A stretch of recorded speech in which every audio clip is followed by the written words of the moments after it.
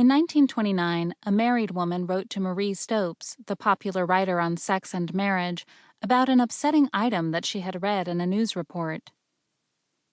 "What to me is rather puzzling, and if true, very dangerous, has been detailed to me this week. It is the case of a girl being pregnant, and by her statement and that of her friends, having had no connection with a man. The doctor in charge of the case seems to agree with this statement and says he can only ascribe the presence of the male element to the use of a public lavatory." Another woman wrote to Stopes after reading books about sex and preparation for marriage. "For though I am 29, my ideas on marriage were the haziest, and as you say in one of your books, it is just one's most intimate relations to whom one cannot go for information in these matters. Your books have helped me in a very real way, and I feel grateful to you." A third writer, experiencing problems with sexual continence, found himself continually aroused. According to his own descriptions, "Even to read a book, the least thing excites imagination." He ended his letter with a plea for advice from Stopes. If this project plans to explore how people told stories about themselves as sexual subjects, then these three examples suggest that the project should begin with the circulation of narratives. After all, these people wrote letters to Stopes after reading books and articles, including hers, about sexuality. To understand what people wrote and why they did so, this chapter considers reading. Reading about sexuality allowed people to know about a range of desires.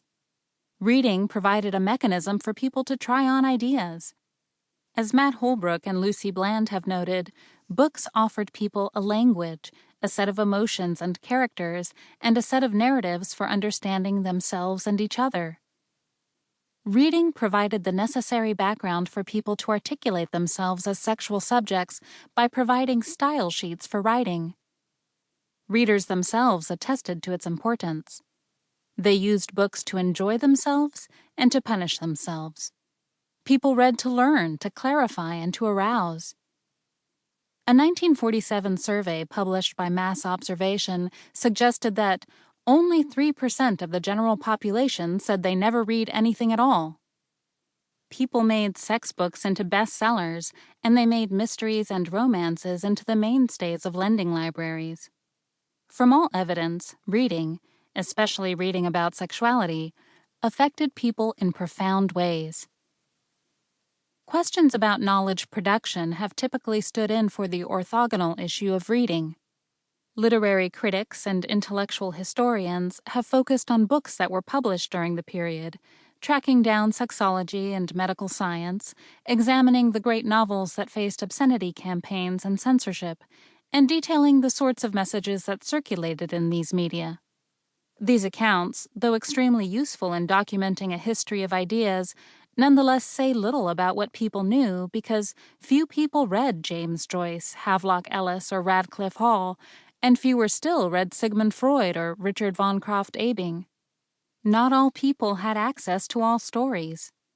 To keep listening to this audiobook, I've left you a link in the description so you can do it, at no cost thanks to Audible's 30-day free trial.